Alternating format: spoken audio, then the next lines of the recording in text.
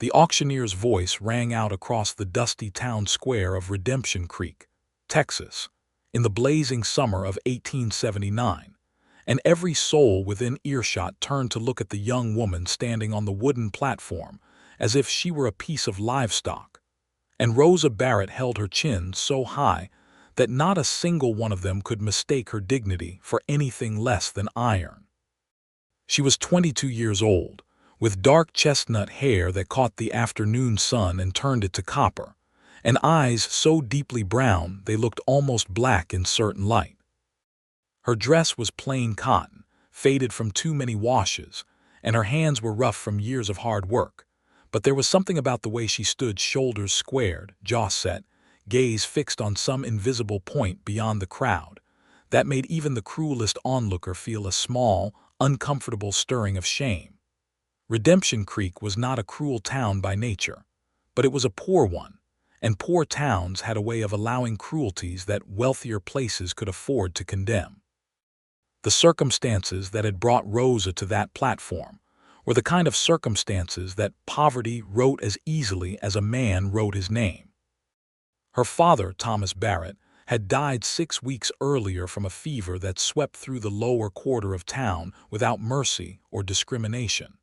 He left behind a considerable debt to a man named Clarence Doyle, who owned half the storefronts on Main Street and every acre of land for 2 miles east of the creek. Thomas Barrett had borrowed money to keep his small farm running through 3 consecutive bad seasons, and the debt had grown the way debts do when a man cannot pay the interest, and the interest becomes the principal, and the principal doubles. Clarence Doyle was not a villain in the storybook sense. He did not twirl a mustache or laugh at suffering. He was simply a man who believed that money was the only honest language, and that sentiment was a luxury that debtors could not afford. When Thomas Barrett died, Doyle had sat across the kitchen table from Rosa and laid out the numbers with the same flat tone he might have used to describe the weather. The farm was forfeit. The livestock was forfeit. The tools, the wagon, the small box of her mother's silver were forfeit. And Rosa herself, without a husband, without family, without any resource whatsoever, was in a situation that Doyle called precarious, and that anyone with a heart would have called desperate. It was Doyle who had suggested the arrangement. He had done it before, he said, with other women in similar positions.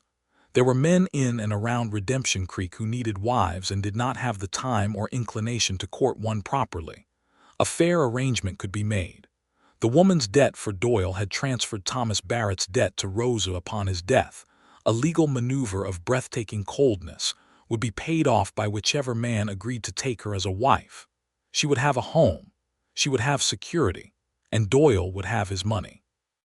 Rosa had spent 3 days lying on the narrow cot in Doyle's spare room, the same room where he put up traveling salesmen, staring at the ceiling and thinking about every alternative she could conceive of. She thought about riding north to San Antonio, but she had no horse. She thought about finding work in town, but every business Doyle owned had been quietly informed not to hire her, and every other business in Redemption Creek was barely surviving itself. She thought about her mother's sister in Missouri, but the last letter she had received from Aunt Cecile had been 4 years ago, and she did not even know if the woman was still living.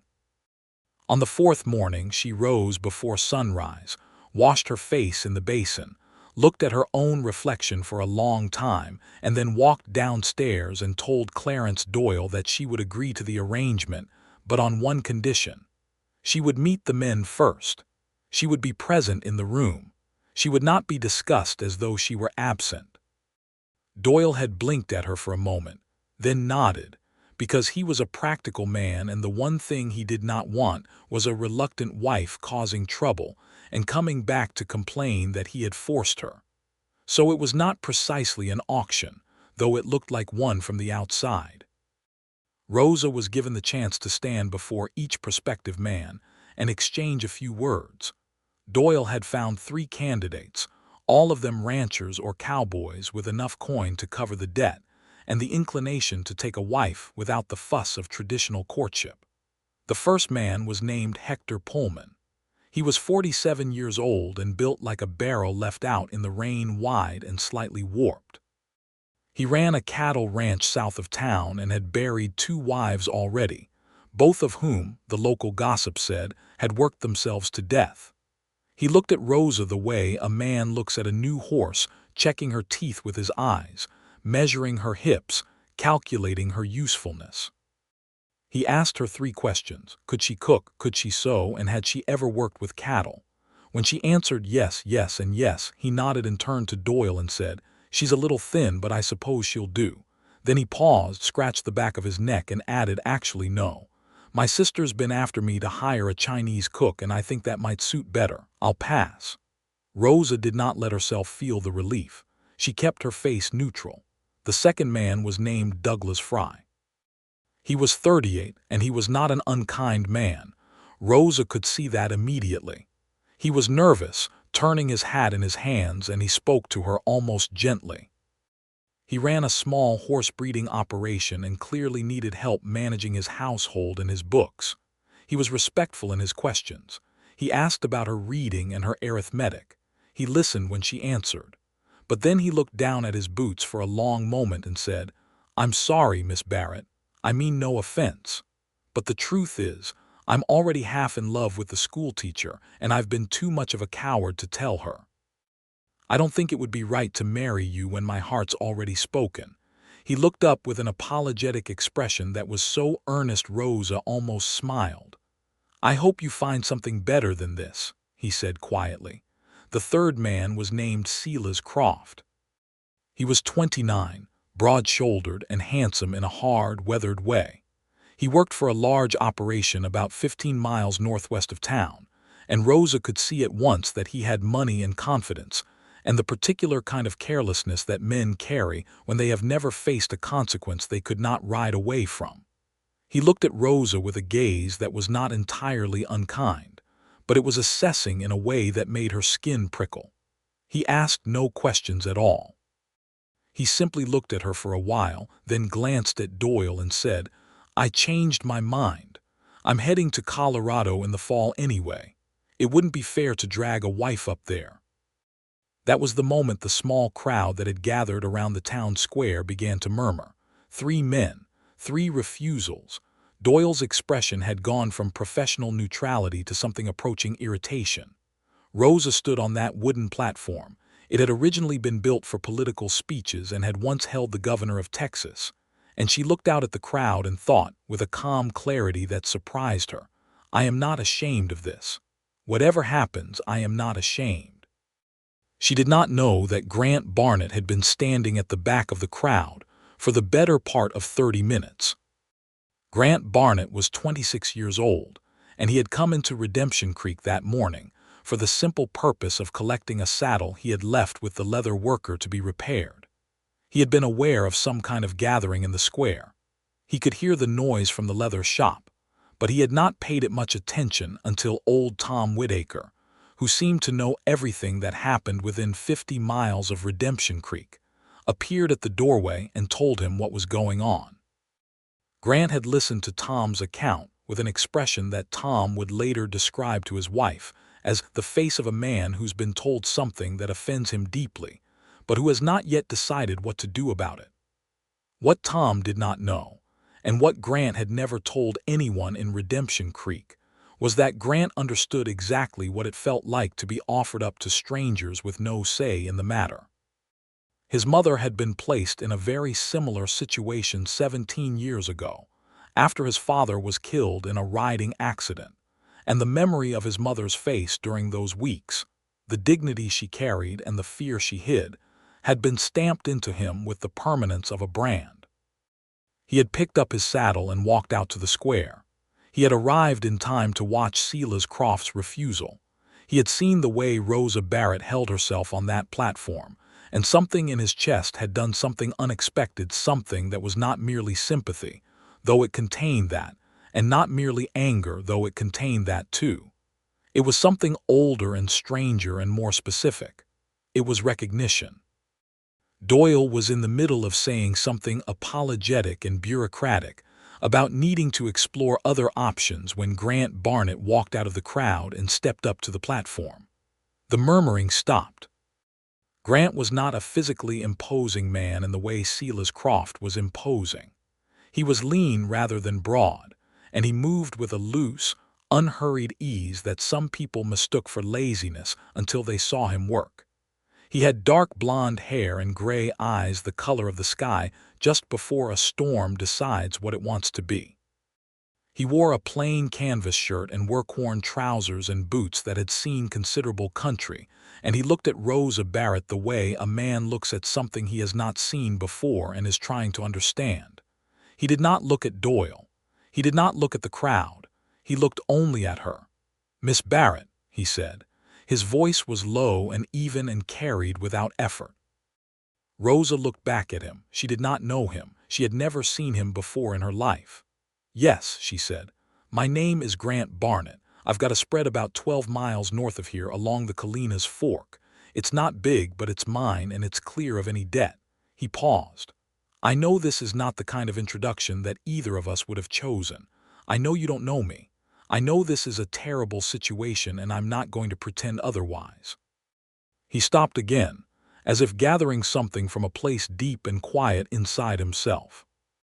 "But I'm looking at you standing up there with your head high and more courage than most men I've ever ridden with, and I think you deserve better than what's being offered to you today. I can't fix the situation, but I can offer you a choice that's at least a little more honest than what you've had so far." The square was entirely silent now. Even the horses at the hitching posts had gone still. "What kind of choice?" Rosa asked, and her voice was steady. "Come out to the ranch. Stay in the spare room. Work the property if you want to work. I won't force you to do anything. Get to know the land and get to know me, and if after a reasonable amount of time you decide you'd rather marry a cactus, I'll figure out another arrangement for the debt." He glanced at Doyle then briefly. "What's the number?" Doyle told him. Grant nodded slowly as if he had expected something in that range. "I can cover it." Rosa stared at him. Her heart was doing something complicated that she did not have words for. "Why?" she said. The question hung in the dry Texas air. Grant looked at her for a long moment. "Because somebody should have said that to my mother once," he said quietly, "and nobody did." Rosa was quiet for a full 3 seconds. Then she said, "I choose to accept your offer, Mr. Barnett." And Grant Barnett said, "And I choose you, Miss Barrett, whatever that ends up meaning." The crowd erupted into noise, and Doyle began shuffling papers, and Rosa stepped down from the platform, and none of it felt quite real. But the moment her boots hit the dust of the town square, she felt something shift inside her like a door opening onto a room she had not known was there. The ride out to Grant's ranch took most of the afternoon, and Rosa spent the first portion of it sitting on the wagon bench beside Grant in a silence that was, she decided, at least honest. She had spent so much of the past 6 weeks drowning in other people's words, Doyle's cold arithmetic, the neighbors' whispered pity, the various opinions of various people about what she should do and what she deserved, that the silence felt almost like clean water. Grant drove with a loose, practiced ease, the reins resting lightly in his hands, and he did not try to fill the silence with reassurances or explanations, which she appreciated more than she could have said. They were about 4 miles out of town when she asked, "What did you mean about your mother?" He was quiet for a moment, watching the road. "My father died when I was 9, kicked by a horse. We had a small farm and debt, and my mother had no family nearby and no income." He paused. "A neighbor decided he'd be helpful and arranged a situation similar to the one you were in today. My mother refused it. She was braver than me, honestly, and spent the next 2 years working the most brutal jobs she could find, taking in laundry and mending and anything else she could get, until she'd paid enough off that we weren't in danger of losing everything." He adjusted his grip on the reins slightly. "It made her old before she should have been. She died when I was 19. Rosa looked at his profile. "I'm sorry." "I am too," he said, and the simplicity of it was more genuine than any elaborate expression of grief. "So this is what, a rescue?" He glanced at her then, and there was something in his gray eyes that was not quite amusement but was close to it. I hope not. Rescues tend to put people in the position of being rescued, and that doesn't usually work out well for anyone. I meant what I said back there. It's a choice. You can stay, you can leave, you can figure out what you want. And if I decide I don't want to marry you, then we figure something else out. She looked at him for a moment longer, then looked back at the road. You paid a significant amount of money on the speculation that a stranger might eventually decide to marry you. That's either very generous or very foolish. Probably some of both, he admitted. She almost smiled. Almost. The ranch appeared as they crested a low hill, and Rosa drew a breath. It was not what she had expected. The house was modest white-painted wood, a wide porch, a good strong chimney. But it was surrounded by the kind of landscape that could make a person feel that beauty was not merely decoration but necessity. The land rolled away in long golden sweeps, broken by clusters of live oak and the silver thread of the Kalina's fork running along the eastern edge. A barn stood 100 yards from the house, red-painted and solid, and she could see a small kitchen garden on the south side, somewhat overgrown but clearly once tended with care. "It's beautiful," she said, and she meant it. "It was my uncle's," Grant said, stopping the wagon near the house. "He left it to me 3 years ago. I've been working on it since." He jumped down and came around to offer her a hand down from the wagon, and she took it. His hand was calloused and warm and steady. And when her boots hit the Texas dirt of this particular piece of ground for the first time, she had the peculiar feeling that the earth was noting her presence. The inside of the house was clean and spare, and slightly lonely in the way of places where one person lives alone and has stopped trying to make it feel otherwise. There was a good iron stove, a solid table with 2 chairs, a braided rug in front of the fireplace, and a bookshelf with a surprising number of volumes for a cattle ranch on the Texas frontier. She went to the shelf almost involuntarily and read the spines. Robinson Crusoe, a collection of Shakespeare's plays, a geological survey of the Texas Hill Country, a Spanish grammar, 3 novels by authors she recognized, and a battered Bible. "You read," she said. "When the work allows it," he said from the doorway where he was hanging his hat. "Do you?" "My father taught me when I was 4, she said. "He said a person who couldn't read was locked in a room with no windows." Grant looked at her for a moment. "I think I would have liked your father."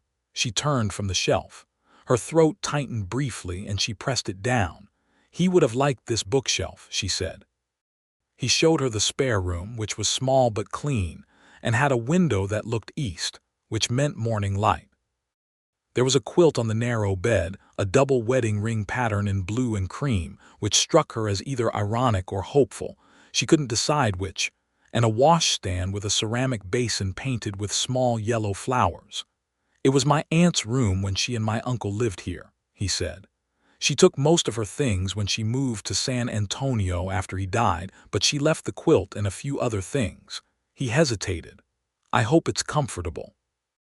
"It's more comfortable than anything I've slept in for 6 weeks, she said honestly. He nodded once and left her to settle in, and she sat on the edge of the bed and put her hands flat on the quilt and breathed. She was not safe, precisely.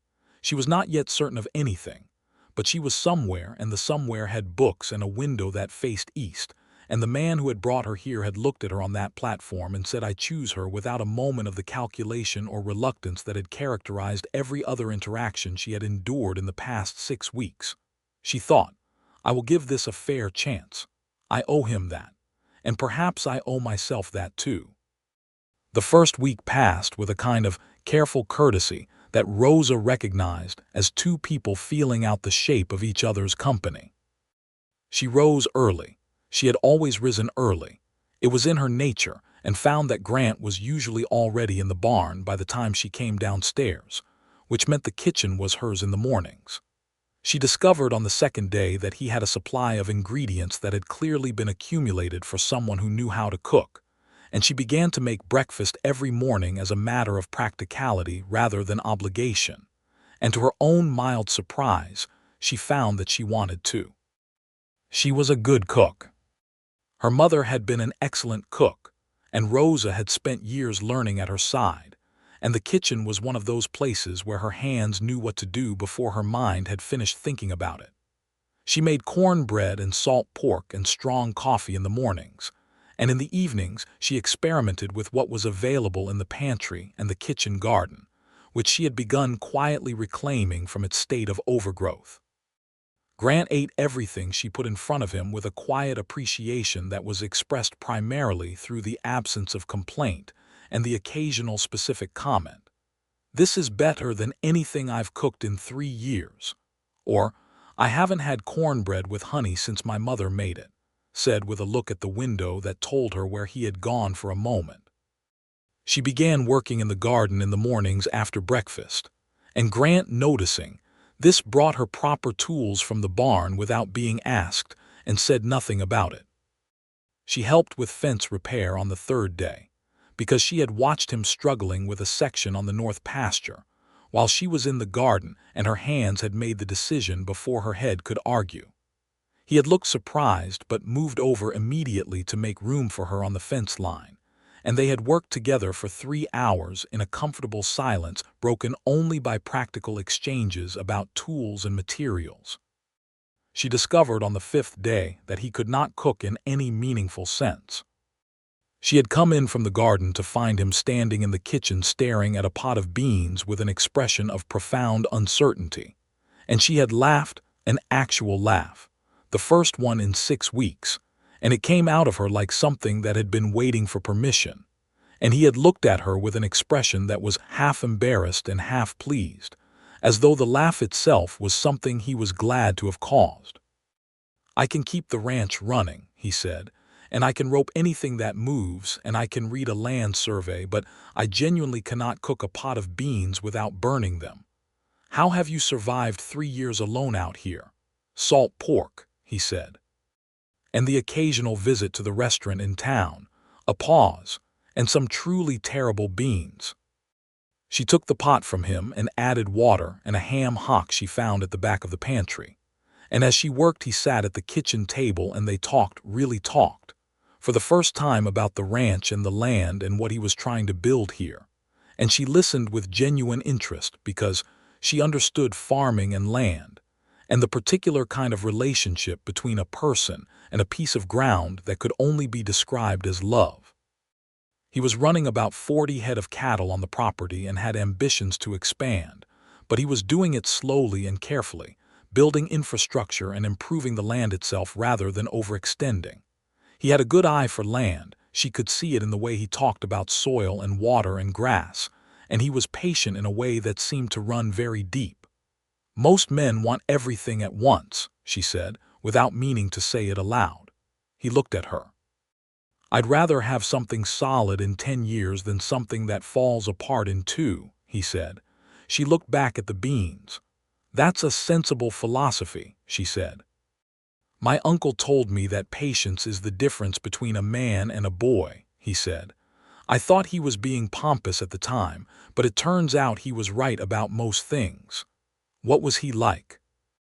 And so they talked about his Uncle Henry, who had come to Texas from Missouri in the 1850s with almost nothing, and had built this place through 2 decades of extraordinary labor, and who had been rough-mannered and soft-hearted and genuinely funny in the dry, deadpan way of men who have seen enough of life to find it absurd. Grant talked about him with the ease of someone who has fully mourned and arrived on the other side of mourning, where the love is still present but the grief no longer occupies the whole room. Rosa talked about her father.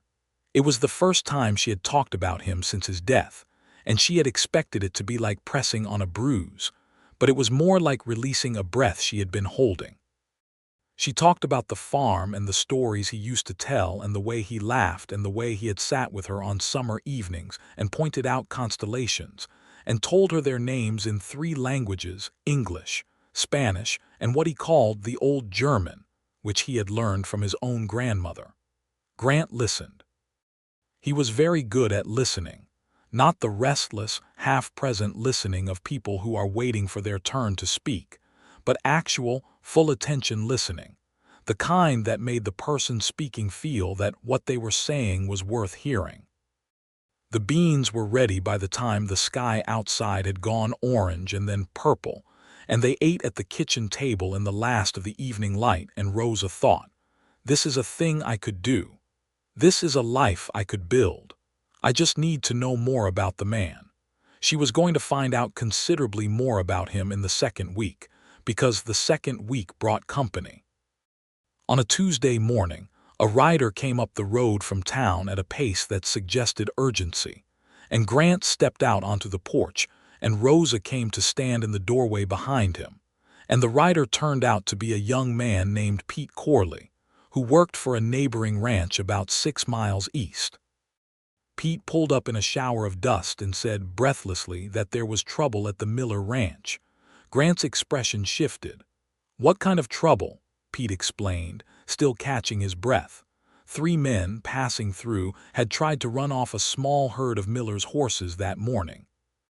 Ben Miller had confronted them and had been hurt, not badly, Pete thought, maybe a broken arm, and his wife Sarah was alone with their 2 children and a hired hand who was green as spring grass and not much use in a crisis. Grant was already moving before Pete had finished. He turned to Rosa with a look that was asking something without words. "Go," she said. "I'll be fine." He looked at her for a fraction of a second longer than necessary, then nodded and headed for the barn. Rosa thought for about 5 seconds, then went inside, loaded the shotgun she had found in the closet on her 3rd day, and quietly asked Grant about on her 4th day. He had said, without elaboration, that she was welcome to use it if she needed it, and had shown her the ammunition, and climbed up onto the wagon herself. Grant came out of the barn on horseback and stopped when he saw her. "You don't need to come," he said. "Sarah Miller has 2 young children and a hurt husband," Rosa said. "She needs another woman. And I'm not going to sit here alone for the rest of the day wondering what's happening." She met his eyes. "I know how to handle a shotgun."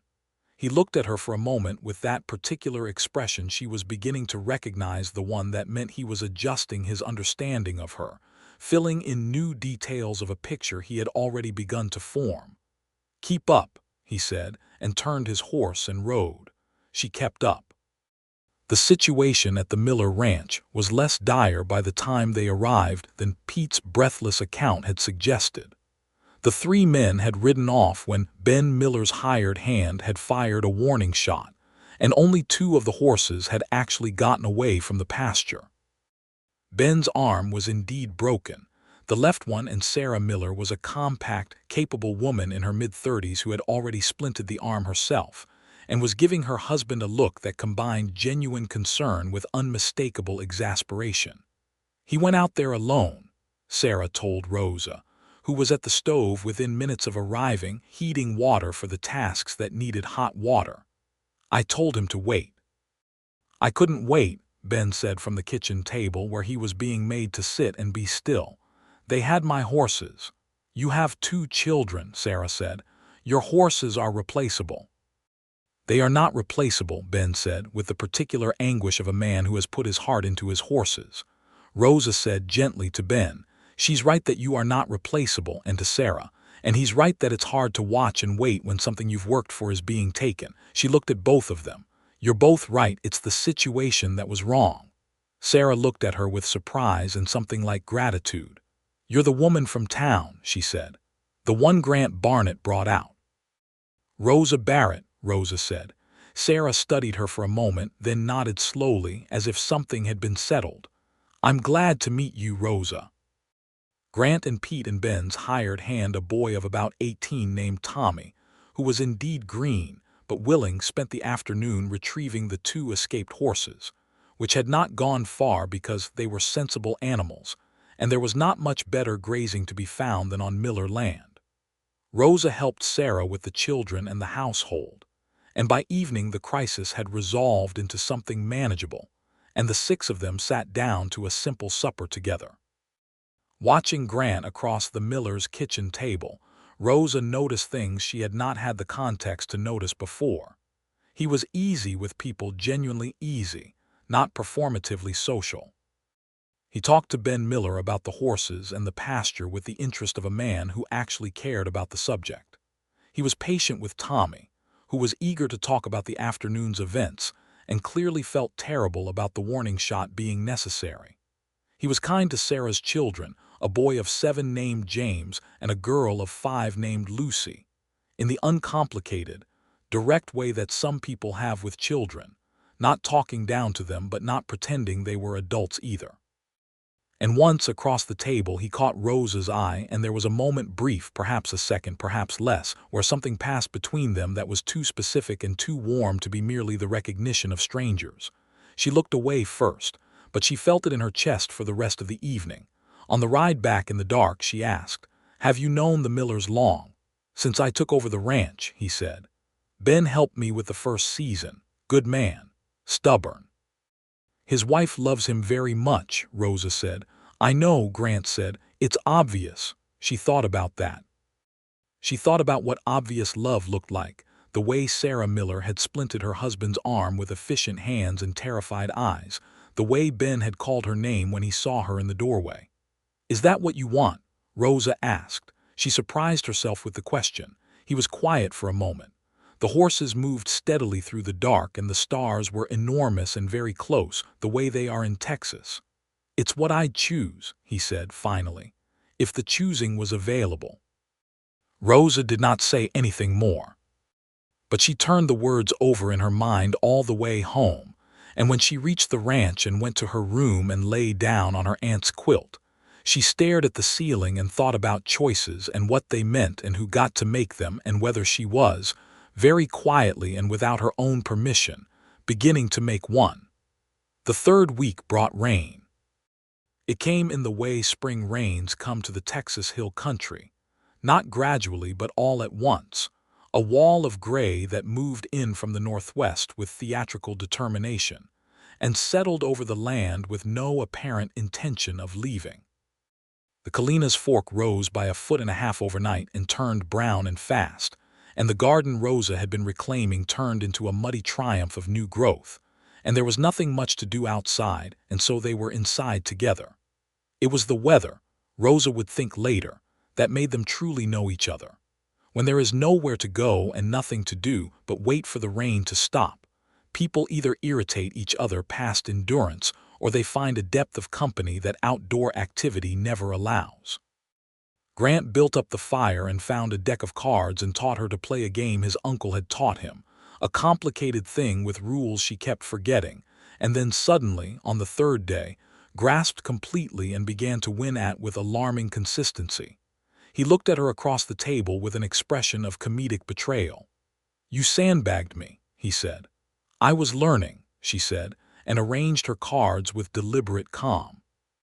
She read his books and he asked her what she thought of them, and they argued pleasantly about Robinson Crusoe.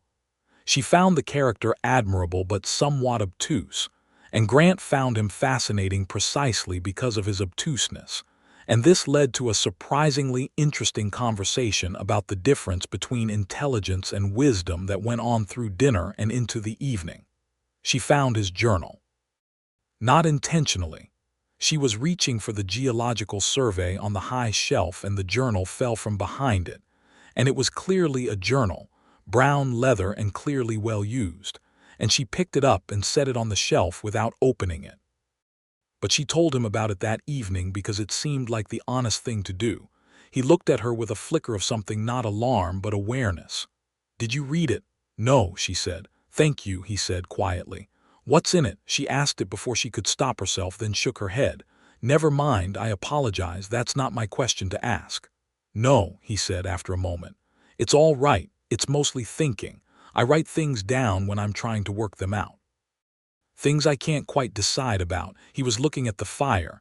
"There's probably more about you in there than you'd be comfortable knowing." Her heart turned over. "Oh," she said. He looked at her then, and the firelight was warm and the rain was on the roof and the room was very quiet. "I'm not going to apologize for it," he said. "It's just thinking. I'm allowed to think." "Of course you are," she said, and her voice was slightly unsteady in a way she noticed, and he noticed, and neither of them addressed directly. She went to bed that night with her pulse in an unaccustomed state, and she lay on her aunt's quilt and had a very honest conversation with herself about what was happening and what she wanted and what scared her and what she was beginning to need. And by the time she fell asleep, she had not resolved any of it, but she felt cleaner for having looked at it directly. On the fourth day of rain, they were in the kitchen again.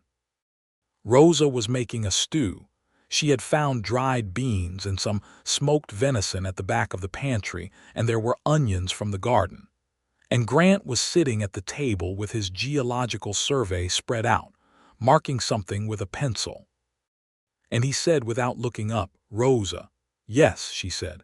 "I want to ask you something and you don't have to answer it if you don't want to." She stirred the stew. "All right. Did you—" He started again. Before all of this, was there someone?" She was quiet for a moment, deciding what was honest and what was hers to keep. "There was someone I thought might be someone," she said finally. "A man in town. He came to call on me for a few months. He was kind enough.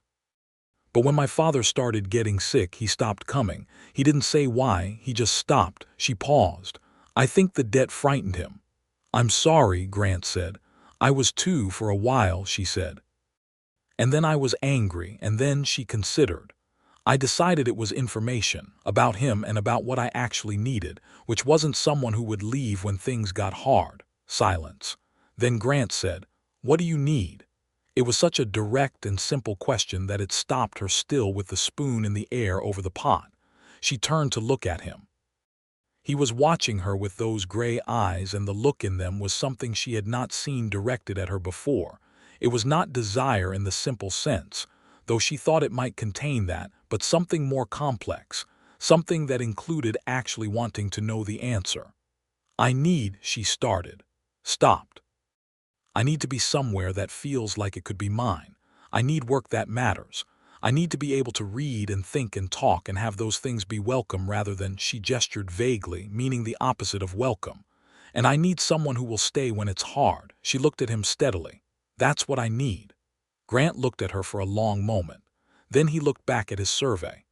"All right," he said, and the single word carried something in it that was very quiet and very certain. She turned back to the stew. And she thought, "He is going to stay." She thought, "I believe that." She thought, "When did I start believing that?" The rain stopped on the fifth day, and the world came back clean and bright. And Grant saddled a horse, and Rosa rode the second horse, a steady bay mare named Temperance, who had the most sensible personality Rosa had ever encountered in an animal. And they rode the perimeter of the property together, checking for damage from the rain. The fences on the north side had held. The south pasture had some flooding in the lowest corner, but nothing that wouldn't drain within a day.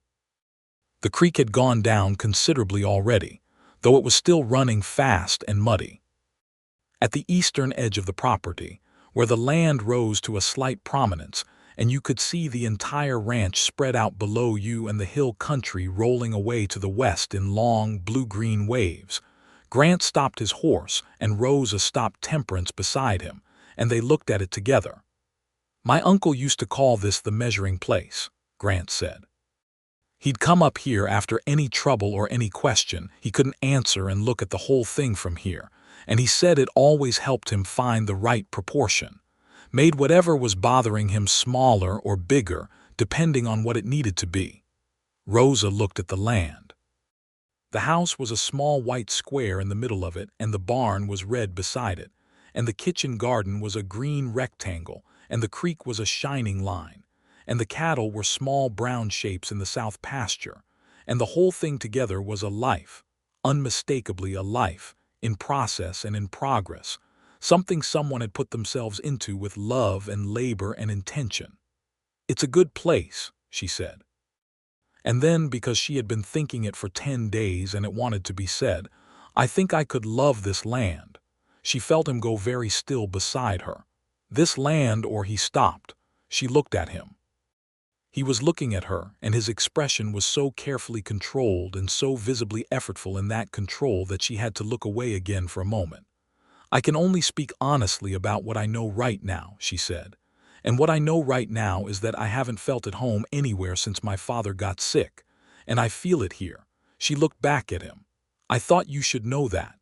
Grant was quiet for a long time. The wind moved through the oaks below them and the creek murmured, and somewhere a hawk called. "Rosa," he said, and her name in his voice was something she wanted to hear again. "Yes," she said. "I have been very carefully not saying things since the day I brought you here," he said, "because you came here in a situation where you didn't have a lot of choice, and I didn't think it was right to press any direction while that was still the truth of it." "I know," she said. "I noticed." He looked at her. "You noticed." "I notice most things," she said. "You are not as unreadable as you think." He made a small sound that was almost a laugh. Then he said, "Are you saying that I have leave too?" "I'm saying that I am not standing here wishing you would be quiet," she said. There was a pause. Then he said quietly, "I think about you constantly. From the moment I saw you on that platform with your chin up and your hands at your sides and your face absolutely steady even though you had to have been terrified, I have not stopped thinking about you." He said it simply, without performance. "I don't know what that is yet. I know it's not nothing." Rosa looked at him. Her chest was full of something warm and complicated. "It's not nothing for me either," she said. He reached across the space between the two horses and took her hand. Just that, he took her hand and held it, his thumb over her knuckles, and they sat like that on the prominence above the ranch and looked at the land together, and Rosa thought, "This is what it feels like to be chosen. Not offered and evaluated and found sufficient or insufficient. Chosen. By someone who looked at all of her and said, 'Yes, that one, I want that one.'" She turned her hand and held his back. By the end of the 4th week, there was a different quality to the mornings. Rosa could not have described it precisely, but it was there, in the way Grant paused in the kitchen doorway every morning for a moment before going out to the barn, as if he was marking her presence before he left it. In the way they had graduated from sitting across the table from each other to sitting at the corner of the table, so close their arms nearly touched. In the way he had started bringing her small things, a handful of wildflowers from the east pasture, a perfectly smooth river stone that he pressed into her hand one evening with no explanation beyond, "I thought you'd like this," and which she put on the windowsill in her room where the morning light would hit it. She had started thinking of the spare room as her room. This was a significant internal shift that she noted and did not fight. In town for supplies, they went together, as a matter of practicality. She was aware of the looks they received. Redemption Creek was not a large town, and it had a long memory for its own stories. People watched them from storefronts and across the street with the frank curiosity of people who had watched the beginning of this story and wanted to see where it went. Some of the looks were warm, some were speculative. Rosa held her head the same way she always held it and pressed her shoulder slightly against Grant's arm as they walked along the boardwalk, a gesture so small it was barely legible, and he adjusted his pace without comment to keep her close. Clarence Doyle passed them outside the general store and nodded to Grant and offered Rosa a look that was part surprise and part something she chose to interpret as recognition of his own error. She nodded back, coolly. Sarah Miller was in the store when they arrived, and she embraced Rosa with the warmth of a woman who has decided you are a friend, and she looked between Rosa and Grant with an expression of satisfaction so transparent that Rosa had to study the bolt of blue cloth on the counter to keep from laughing. "Ben's arm is healing well," Sarah told them both. "Tommy's gotten considerably more useful, now that he knows what might actually happen when he's called on." "Good," Grant said. "I've been thinking about offering to help him with some practice shooting if he's willing." "He would love that," Sarah said. "He follows you around with his eyes like your Buffalo Bill." Grant looked faintly pained. "I am considerably less dramatic than Buffalo Bill." Rosa had been watching the exchange with what she privately admitted was affection unguarded and genuine, and not at all expected. The ease with which he moved through the world, the absence of any performance in how he was with people. She had met men who were kind in public and something else entirely in private. She was watching carefully for that gap, and it was not appearing. That evening, she found him on the porch in the hour before supper, sitting with his geological survey again, making notes in the margins. She brought 2 cups of coffee and sat beside him, and he made room for her without looking up, the familiar easy adjustment. "Tell me about the land," she said. "The survey. What are you planning?" He looked at her, surprised by the question, or perhaps by the directness of the interest. "Really? I grew up on a farm," she said. "I understand land. Tell me." He turned the survey toward her and they bent over it together, and he talked for a long time about the water table and the soil quality, and where he thought the best possibilities for expansion were, and what he'd need and how long it might take. And she listened and asked questions that were specific and intelligent, and he looked at her, in the middle of a sentence about the eastern pasture, with an expression that was so openly admiring that she felt warmth move up her neck. "You understand this," he said. "I told you I did," she said. "I know," he said. "I believed you, I hadn't seen it yet." He shook his head slightly. "My uncle would have liked you a great deal. Would he?" "He respected people who understood the land," Grant said. "He used to say that the land knows honest people. It can tell. Can it?"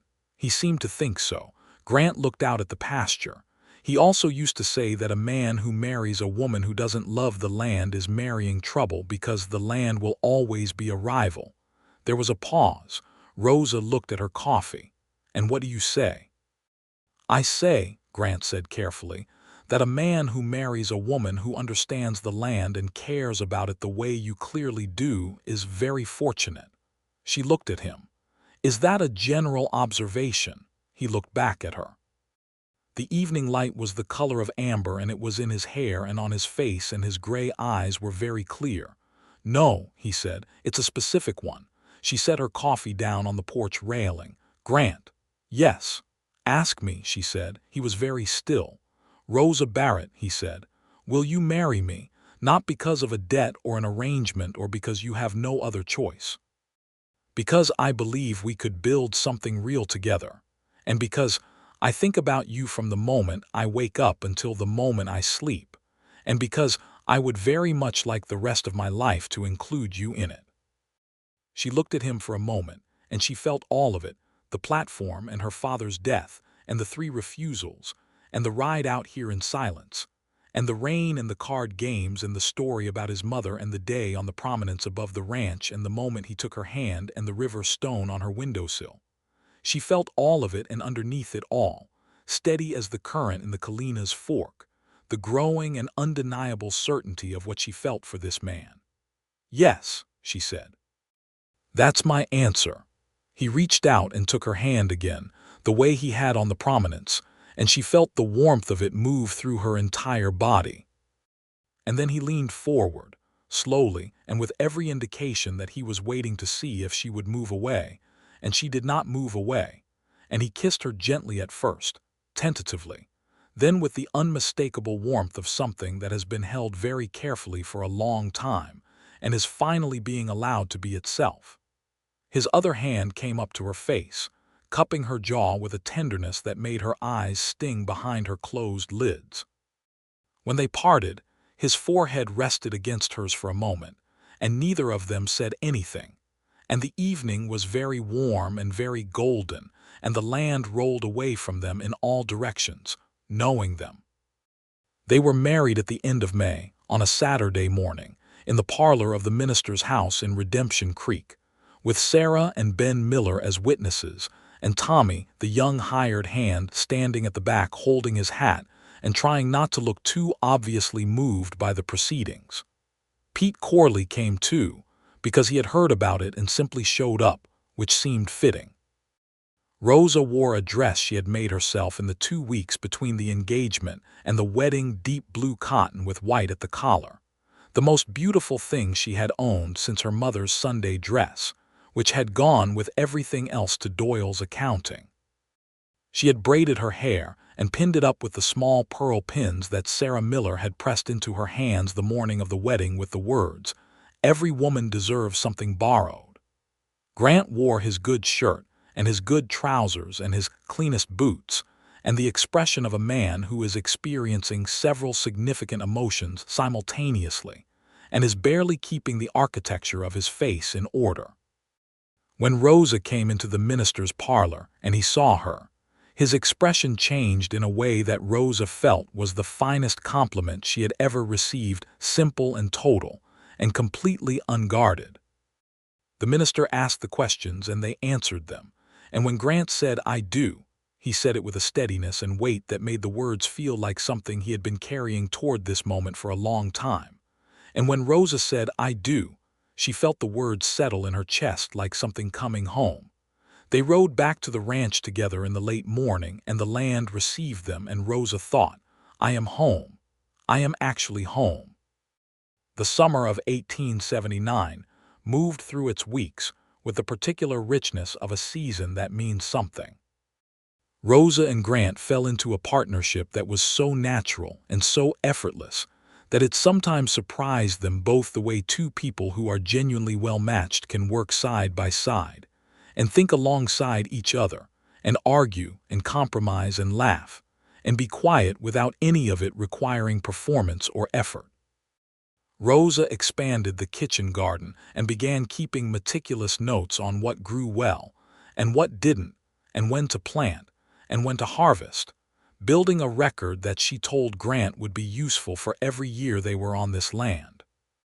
He read her notes with serious attention and made comments in the margins that were sometimes practical and sometimes, she discovered, small jokes that she didn't notice until the third or fourth reading. She also took on the bookkeeping for the ranch, which Grant surrendered to her with visible relief. He was good with the physical and practical elements of running the property, but had a particular aversion to the columns of numbers that connected those practical elements to the wider economy. And Rosa found she had a talent for the books that went beyond what she had known about herself. She understood the ranch's finances within a week, had identified two inefficiencies within 2 weeks, and had proposed solutions that Grant implemented with the pragmatic directness of someone who knows when he is in the presence of superior knowledge. "Where did you learn this?" he asked one evening, looking over her shoulder at the ledger. "My father," she said. "He was better with numbers than he was with anything else. He said arithmetic was honest in a way that most other things weren't." "He was right," Grant said. He put his hands on her shoulders, reading over her work, and she felt the warmth of his presence behind her like sunlight. "We are going to be fine," she said, looking at the ledger. "Financially, I mean, better than fine if the fall market for cattle is what Ben Miller says it will be." "Ben knows markets," Grant said. "Then we're going to be very comfortable by Christmas," she said. He leaned down and kissed the top of her head. "Is that so?" "I don't say things unless I mean them," she said. "No," he agreed. "You absolutely don't."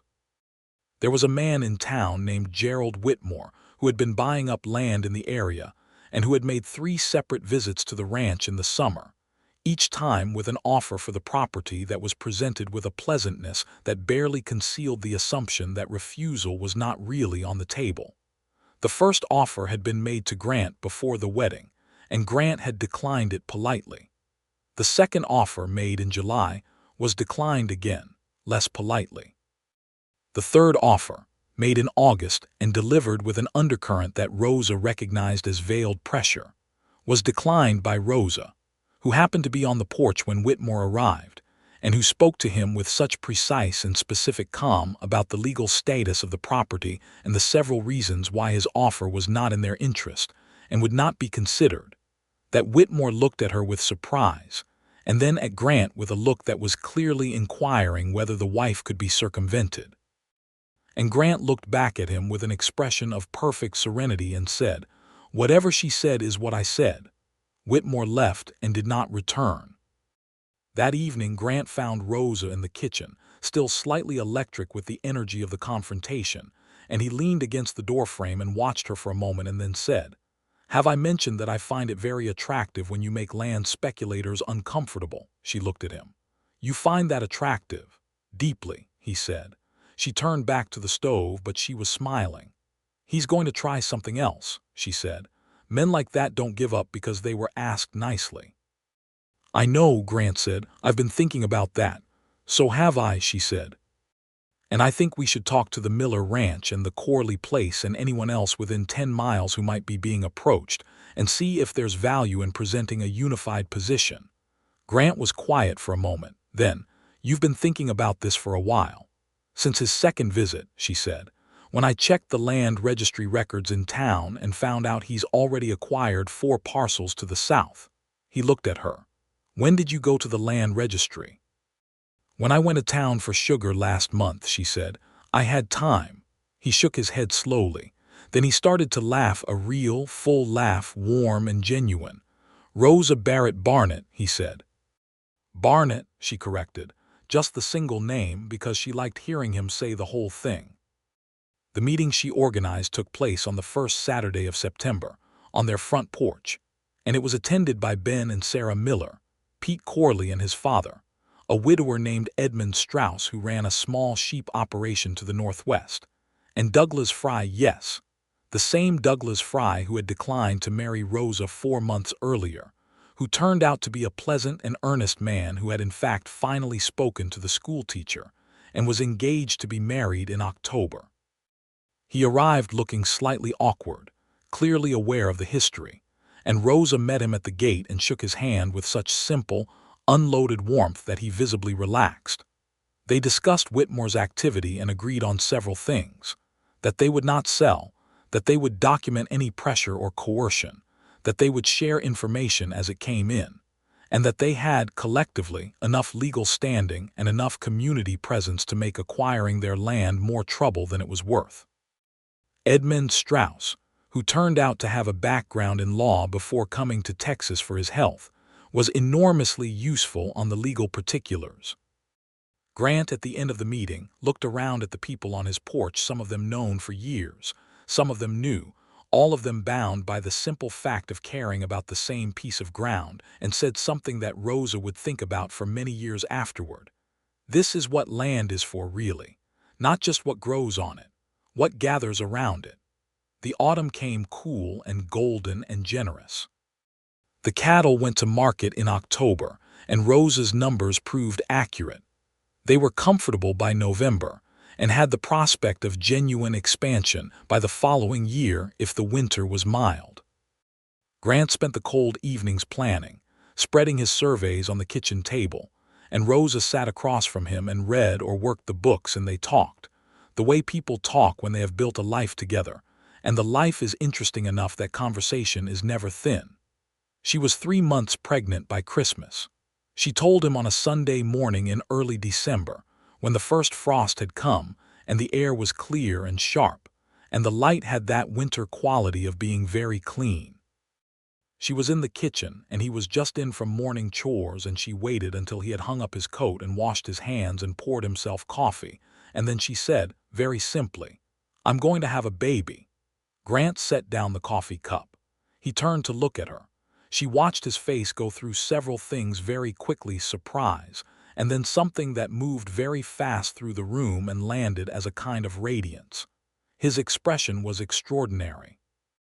It was the face of a man for whom the world has just expanded in a direction he had hoped for without ever quite believing. "Rosa," he said. "In the summer," she said. "June, I think, or July." He crossed the kitchen in 2 steps and took her face in his hands and looked at her, just looked at her with such an overwhelming fullness of feeling that she felt tears prick her eyes, which she would not have predicted. "Are you all right?" he asked. "I'm completely all right," she said. "I'm better than all right." And she meant it. He kissed her, and then he held her, and she rested her forehead on his shoulder and thought, "My father would have been so happy." She allowed herself to feel the grief of that, and he held her through it, because she had told him about her father and he knew what the joy was shaped against, and he was not the kind of man who flinched from the complicated geometry of feelings. "We'll tell Ben and Sarah," she said, eventually. "We'll tell everyone," he said, and his voice had a warmth in it that she loved. Sarah Miller cried when they told her, which made Rosa cry, which made Grant and Ben look at each other with the helpless shared bewilderment of men who understand neither the promptness nor the volume of the tears, but know better than to say so. The winter was mild, as hoped. The ranch survived it easily, and Rosa grew through the cold months with the particular contentment of a woman who is where she needs to be and knows it. She continued with the books through the winter, and continued to expand her kitchen garden records, and spent evenings with Grant's geological surveys helping to plan the spring expansion of the South Pasture. She also began to write. She had kept a journal since girlhood, but what she started writing that winter was different. It began as an attempt to document the ranch's first year from her perspective, for practical reasons, and became something larger. She was writing about the land and the life and the way this particular part of Texas worked, and she had no idea what it would eventually become, but it mattered to her in a way that felt important. Grant read the first section she showed him and was quiet for a long time and then said, "This is very good, Rosa. You should keep going." She kept going. January passed, then February, and March brought warm wind and wildflowers that came up in extraordinary numbers. It was the first truly spectacular wildflower spring in several years, and the bluebonnets and Indian paintbrush covered the east pasture so thickly that Rosa stood at the fence on a warm afternoon in late March with her hands on the wood and her eyes full of it, and thought, if nothing else ever happens, if this is the whole of what I am given, it is more than enough. Grant came up behind her and stood beside her and looked at the field. He did not say anything because there was nothing that needed to be said. He took her hand, the way he always took her hand, steady and easy and certain. April was busy. The expansion of the South Pasture required work, and there was new livestock to acquire and integrate, and Tommy, the young hand from Miller's, came to work for them permanently and proved to be considerably more useful now that he'd had several more months of actual ranching behind him. He was 19 now and serious about the work and genuinely good with the cattle, and Rosa liked him for his straightforwardness and the way he listened when something was explained to him and did not need to be told twice. Grant had also taken on another hand, a man named Carlos Reyes who was 28 and had come up from the south looking for work after his previous employer had sold his ranch. Carlos was quiet and capable, and had a way with horses that was almost musical. Watching him work with Temperance was like watching a conversation conducted entirely without words. He and Rosa got along well because they shared the characteristic of being direct. There was no performance in either of them, which made them easy with each other in a way that she appreciated. On a bright morning in mid-May, Clarence Doyle came to the ranch. Rosa was in the kitchen garden when she saw him coming up the road, and she stood and took a slow breath and felt the various things she had accumulated in the months since she had last seen him, and she sorted through them with the same methodical care she brought to the books, and what she arrived at was not rage and not warmth, but something that was almost, and she recognized this with some surprise, a kind of equanimity. He had done what he did the way he always did it, which was to apply the only language he knew. He had not been cruel in any personal sense. He had been limited. Limitation was not the same as malice, though its effects could be indistinguishable. She went to meet him at the gate. He was older looking than she remembered, which was perhaps only the effect of seeing him in daylight after months of absence. He took off his hat when she approached, which surprised her. "Miss Barrett," he said, and then corrected himself. "Mrs. Barnett." "Mr. Doyle," she said. He looked at her for a moment. Then he said, I thought I should." He stopped. He tried again. "I wanted to see that you were well." She looked at him. "I am very well," she said. He looked at the ranch, at the house and the garden and the barn, and the distant figures of Tommy and Carlos working the South Pasture. He looked at Rosa, at the evidence of her pregnancy, which was unmistakable, and at the look on her face, which was the look of a woman who is exactly where she belongs. He was quiet for a moment. Then he said, "Your father was a good man." "I know," she said. "I was sorry about what happened," he said. "I told myself it was business. I still think it was business, but I've been thinking." He stopped again. He was not a man well equipped for the kind of thinking he was trying to do, and it showed in the struggle on his face. "I think maybe business and right don't always end up in the same place." Rosa studied him. "No," she said, "they don't." He nodded, turned his hat. "I am glad you landed well," he said. "I wanted you to know that." She considered him for another moment. Then she said, "Would you like some coffee, Mr. Doyle?" He looked up, surprised. "Grant will be back from the east fence in an hour," she said. "You're welcome to sit on the porch." He hesitated. Then he said, "Thank you, Mrs. Barnett. I believe I would." Grant, when he returned to find Clarence Doyle sitting on his porch, managed his own surprise with admirable composure. He shook the man's hand and sat down, and they talked carefully about the land and the area and the question of Whitmore, on which Doyle had useful information because Whitmore had approached him as well. And Rosa sat with them and poured the coffee and listened and occasionally contributed. And when Doyle left an hour later, he left having committed to the same unified position that the other ranchers had agreed to in September. When he was gone down the road, Grant looked at Rosa. "You're a remarkable woman," he said. "I'm a practical one," she said. "He's more useful as an ally than as a grievance." "That's true," he said, "but not everyone would see it that way." Looked after the receding figure. "My father used to say, keep your heart for the people who deserve it and your head for the ones who don't." She paused. "Doyle is not a terrible person. He's just a small one. Small people can still be useful." Grant sat with that for a moment. Then he reached over and took her hand. "June or July," he said, meaning the baby. "I want it to be July. July is a good month." "You don't get to choose," she said. "I know," he said. "I'm just expressing a preference." "Note taken," she said, and leaned her head against his shoulder. The baby came on the 22nd of June, which was not July but was, Grant conceded, still a fine month. It was a boy, a fact that Grant received with a look of such stunned delight that Sarah Miller, who had come to help and was standing in the doorway, laughed out loud. He was a healthy, loud-lunged boy with a remarkable quantity of dark hair and his mother's deeply dark eyes, and Rosa held him for the first time with the feeling that her chest had expanded past its own limits. "What do we name him?" Grant asked. He was sitting on the edge of the bed beside her, and his voice was very quiet and very careful, the way people's voices get when the moment is too large for ordinary volume. Rosa looked at the baby. She had thought about names, but she had not made a decision without him. "I thought Thomas," she said, "for my father, if you agree."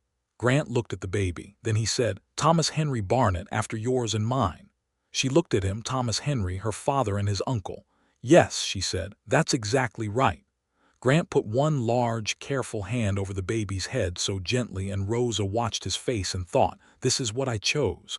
This man and this baby and this land, and I chose well." Thomas Henry Barnett grew through the summer months like everything else on the Barnett Ranch, with more energy than seemed entirely reasonable, and an apparent conviction that the world was an endlessly interesting place.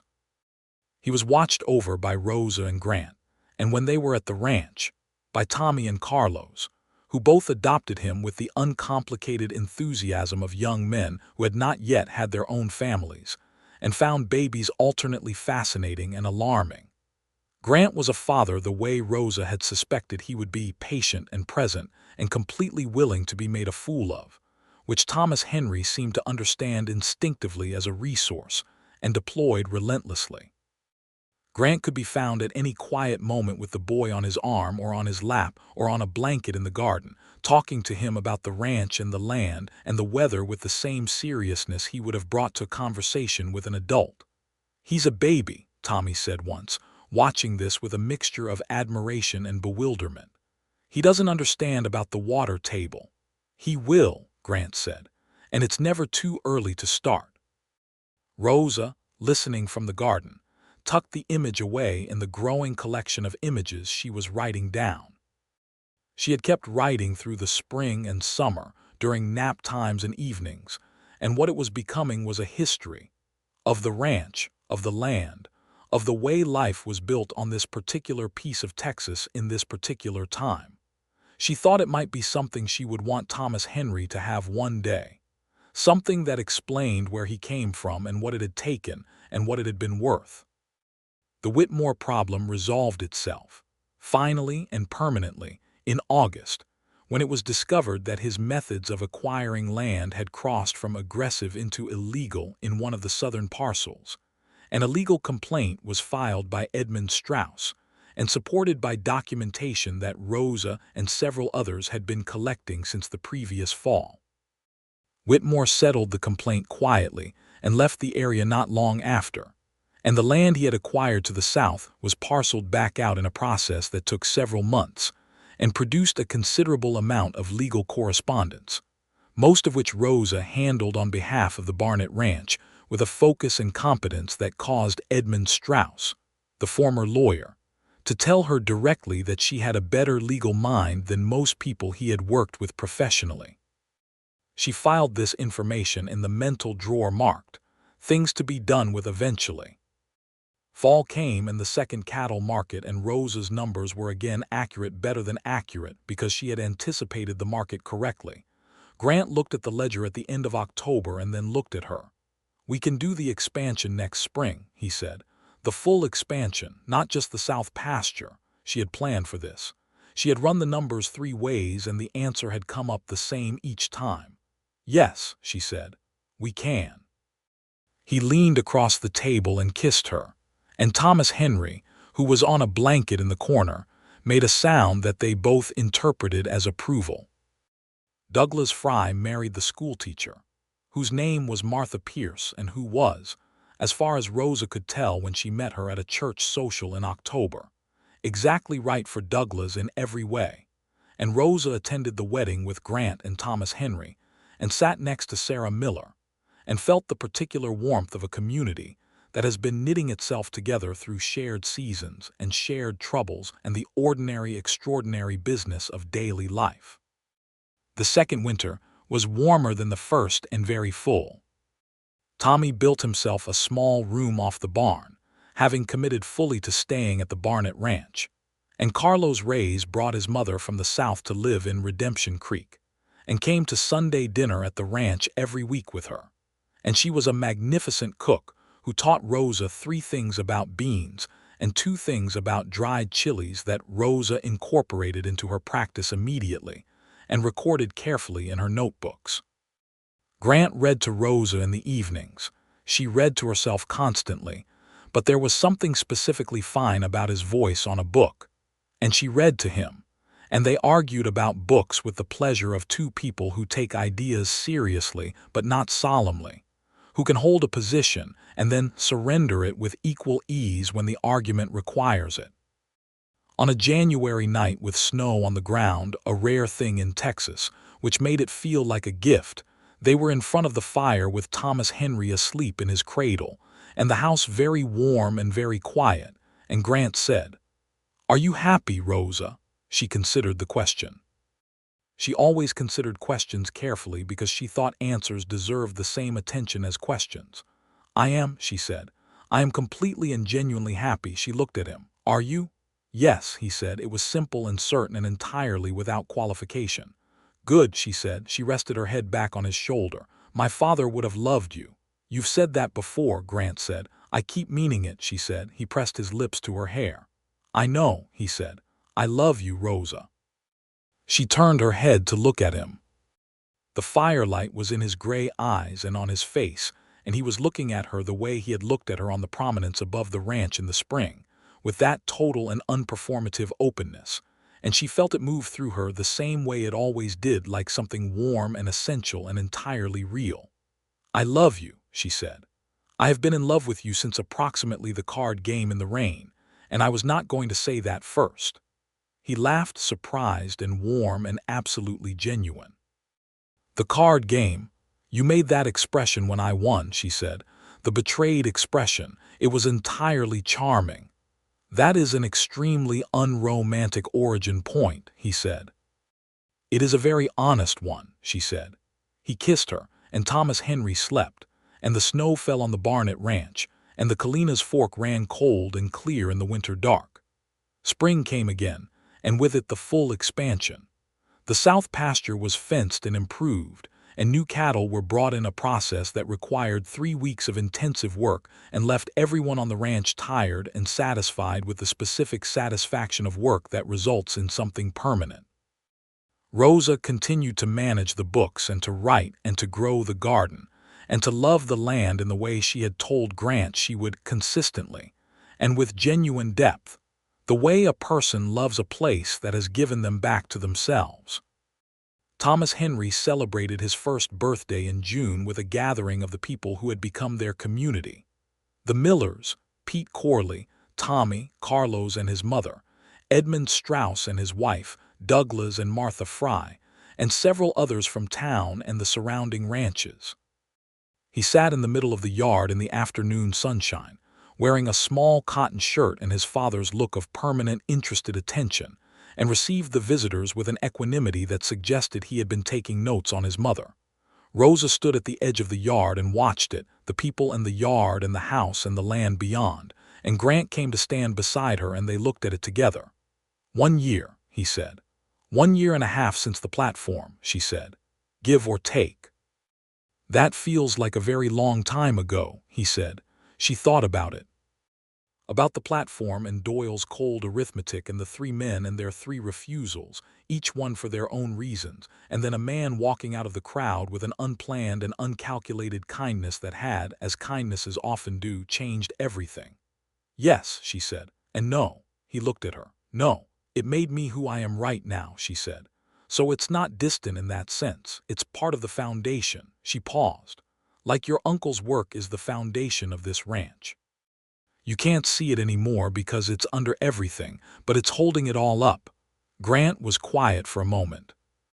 Then he said, I have never been so glad of something that happened by chance in my entire life. She looked at him. It wasn't entirely by chance, she said. Old Tom Whitaker told you what was happening. You could have collected your saddle and left. I could have, he agreed. Why didn't you? He looked at her with those clear gray eyes and said, because I looked at you and I saw someone who needed someone in their corner and he paused. I wanted to be that person.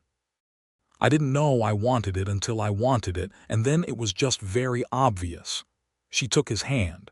It's still very obvious, she said. He squeezed her hand once, firmly, the way he always did, a language of its own that she had learned to read as fluently as English. Thomas Henry chose this moment to crawl with determined velocity toward the garden fence, and Tommy intercepted him with practiced speed. And everyone laughed. And the afternoon rolled on, golden and full, and Rosa Barrett stood in the yard of her ranch on the Colinas Fork in the Texas Hill Country in the summer of 1880 and felt the deep, specific, irreplaceable satisfaction of a life that is exactly what it is supposed to be. That fall she discovered she was pregnant again. She told Grant on the porch in the evening as she had the first time, and his face did the same extraordinary thing, that radiance, that expansion, and she thought, I will never tire of that. I will never stop finding it the most beautiful thing I have ever seen. Another one, he said, with a wonder that made her laugh. Another one, she confirmed. Thomas Henry is going to have opinions about this, Grant said. Thomas Henry will adjust, she said. How do you know? Because he is your son, she said, and you have never yet failed to adjust when adjusting was required. Grant looked at her for a moment with an expression that was love so undiluted it was almost painful to witness. Rosa, he said. Yes, she said. He did not say anything else. He did not need to. He put his arm around her and she leaned into him, and they sat on their porch in the early dark of a Texas autumn evening and listened to their land settle around them, and heard through the window Thomas Henry asserting some preference or other in his emphatic and developing way, and everything was entirely, completely, gloriously all right. The second baby was a girl, born in the spring of 1881, on a morning when the wildflowers were coming in, and the Colinas Fork was running high and sweet from recent rains. She arrived with considerably less fuss than her brother, but with eyes that were, from the first, the precise gray of Grant's, a fact that made Grant go very still and then look at Rosa with an expression she had never quite seen on him before. She has your eyes, Rosa said. She has. He could not finish the sentence. She has your eyes, Rosa said again, gently. They named her Clara for no one in particular, because Rosa had always loved the name, and me because Grant had a grandmother with that name who had been, by all accounts, a woman of formidable character and good sense, and he thought a daughter ought to have such a name available to her. Barnett was, from the beginning, a person with very clear ideas about things. She slept when she decided to sleep and ate when she decided to eat, and regarded the world around her with the gray-eyed assessment of someone gathering data. And Rosa recognized herself in this and was quietly delighted. Thomas Henry regarded his sister with the mixture of suspicion and fascination that characterized the relationship of young children to new siblings, and within 2 months had appointed himself as her specific champion, which involved a great deal of hovering near her cradle and glaring at anyone who approached her too quickly. Grant watched this with undisguised amusement. "He's going to be trouble," he said. "He is going to be wonderful," Rosa said. "Those aren't mutually exclusive," Grant said. Rosa wrote this down that evening because it was the kind of thing that ought to be written down. She was still writing the history of the ranch, which had grown through 2 years into something that was genuinely worth reading, she thought, and which documented not just their own story but something larger. The way this land was being shaped by the people who cared for it, the way a community knits itself together out of necessity, and over time becomes something chosen rather than merely required. She had shown sections of it to Martha Fry Douglas's wife, the former schoolteacher, who had read it with careful attention and said she thought it was important and that it deserved to be seen by more people than lived along the Kalina's Fork. Rosa had filed that opinion and was thinking about it. The ranch grew. By 1882, the Barnett operation was one of the more solid small ranches in the area. Not the largest, not the wealthiest, but consistently well-managed and consistently debt-free, which in the cattle country of Texas in that era was its own form of success. Grant's reputation for fair dealing had brought him into a network of ranchers and buyers who trusted his word, which was worth considerably more than any contract in a business built largely on handshakes and character. They added another hand that year, a man named Jim Aldridge, older and quieter than Tommy or Carlos, who had worked cattle all his life and who settled into the ranch with the ease of someone who recognizes a well-run operation. He got along with Tommy and Carlos and treated Rosa with the particular respect of a man of his generation who has figured out, through experience, that intelligent women are not a challenge to navigate but an asset to appreciate. Grant and Rosa had a habit they had developed in the second year of their marriage and maintained without interruption. Every Sunday evening after supper, they sat together on the porch regardless of weather, with blankets in winter, in shirt sleeves in summer, and talked. Not about the ranch or the books or the practical business of the week. They talked about everything else. Ideas and memories and things they had read and things they were thinking about and things they wondered about and things they believed. It was the conversation of two people who had chosen each other for company in the fullest sense, and it was, Rosa had thought on more than one Sunday evening, the greatest luxury she had ever known. Thomas Henry, at 3, began appearing at the porch door during these Sunday evenings with increasing frequency, clearly drawn by the sound of his parents talking. Grant would eventually pick him up and sit him on his knee and continue the conversation with the boy present, explaining things when he asked questions, which he did constantly, and with a thoroughness that was tiring and wonderful. And Rosa would watch the two of them, her son and her husband, and feel the complete and specific fullness of this life that had been built from such unpromising materials. She thought sometimes about the other versions of herself that might have existed. The version that had left Texas for Missouri and never found her Aunt Cecile and found something worse instead. The version that had married Hector Pullman and worked herself to exhaustion on his cattle operation. The version that had gone on waiting for a version of life that never arrived. And then she would look at Grant across the Sunday porch and hear Thomas Henry ask something magnificent like, "Why is the sky the same color as water?" And Clara Mee would be in her lap with her gray eyes wide open, and she would think, "I am grateful for every single thing that had to happen to get here, even the terrible things, because they all led here, and here is exactly right." By the autumn of 1882, Rosa had finished the manuscript. She brought it to Martha Fry first, as she had promised herself she would, and Martha read it over 2 weeks and came back with ink on her fingers from underlining and a look on her face that told Rosa everything before she said a word. "This needs to go to publisher," Martha said. "I don't know anything about publishers," Rosa said.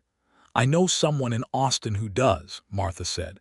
"May I write to her?" Rosa thought about it.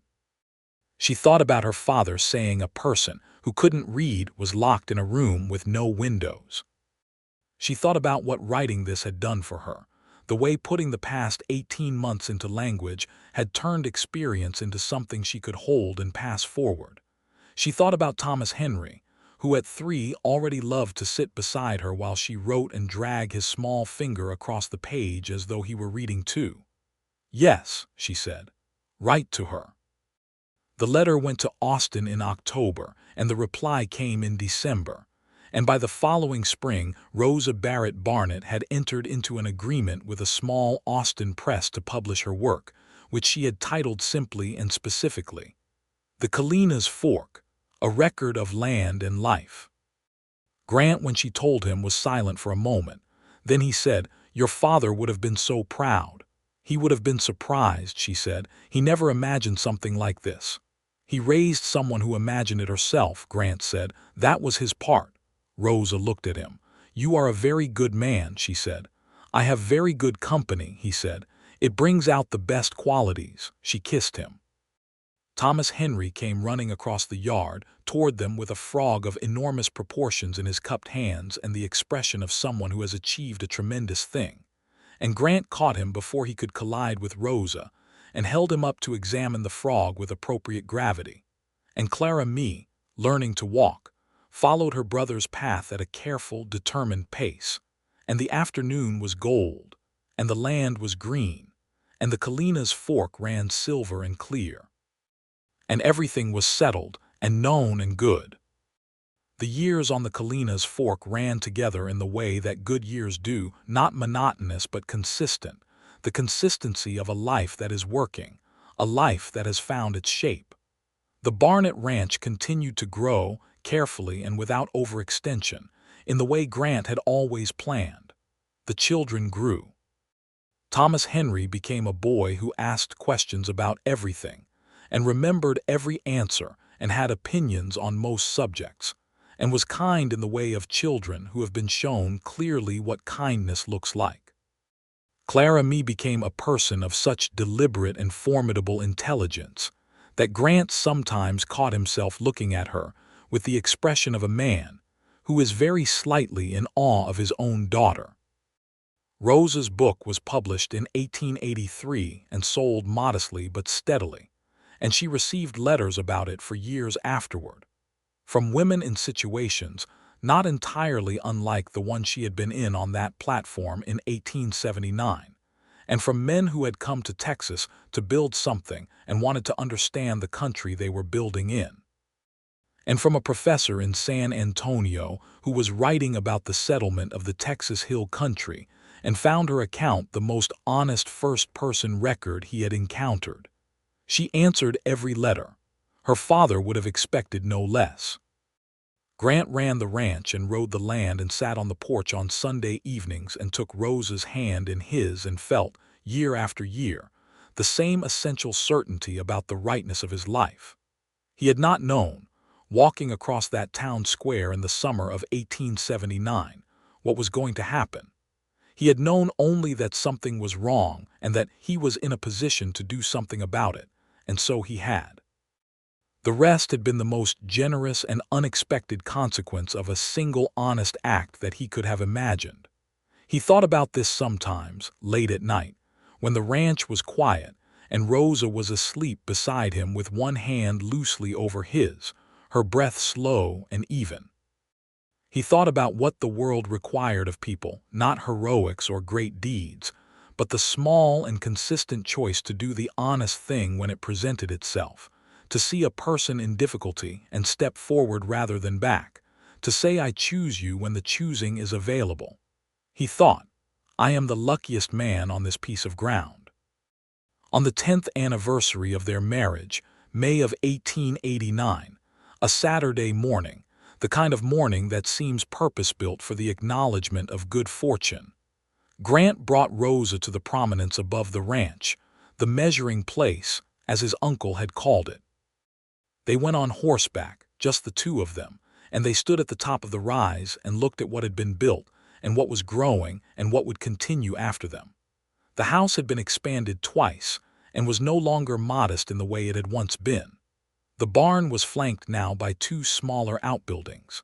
The kitchen garden Rosa had reclaimed in her first weeks here was large and producing and documented in notebooks going back 10 years. The cattle in the south pasture were the descendants of the cattle that had been there when she arrived. The creek ran as it always ran. Thomas Henry was 9 years old and occupied himself primarily by learning everything about everything within reach. Clara Mee was 7 and had already surpassed Thomas Henry in reading ability, a fact Thomas Henry accepted with the generosity of a boy who has been raised in a household where learning is celebrated without competition. 10 years, Rosa said. 10 years, Grant agreed. She looked at him.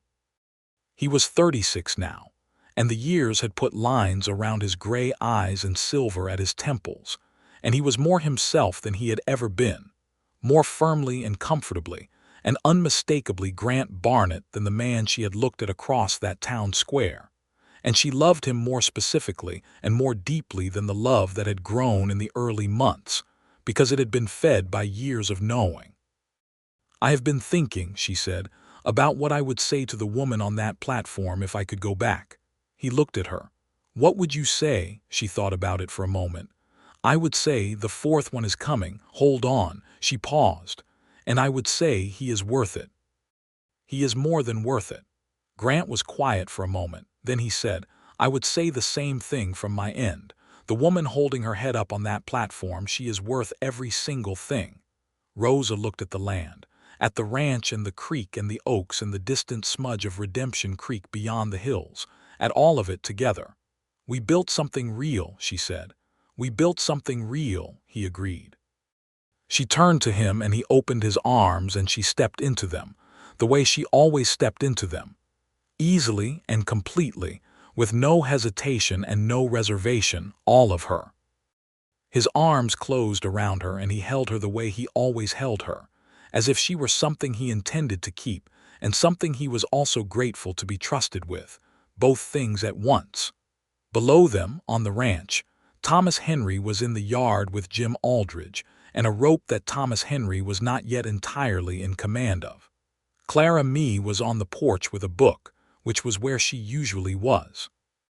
The afternoon light was doing everything that afternoon light in Texas does in spring, which is to say it was doing everything. And Rosa Barrett stood in the arms of the man who had chosen her, who had walked out of a crowd and looked past the terrible situation and the public shame and the 3 refusals and seen her, specifically and clearly, and said, "I choose her."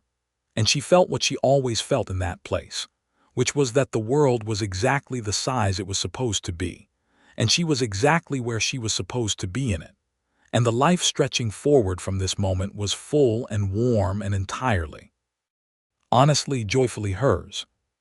The Kalina's fork ran on below them, clear and perpetual, carrying the snowmelt down from the hills and the rain when it came and the light when it fell on it, moving always forward as water does, knowing the land it runs through, shaped by it and shaping it in return, the way a good life is shaped by the love it moves through and shapes the love in return, endlessly and without reservation, the way it has always been and will always be.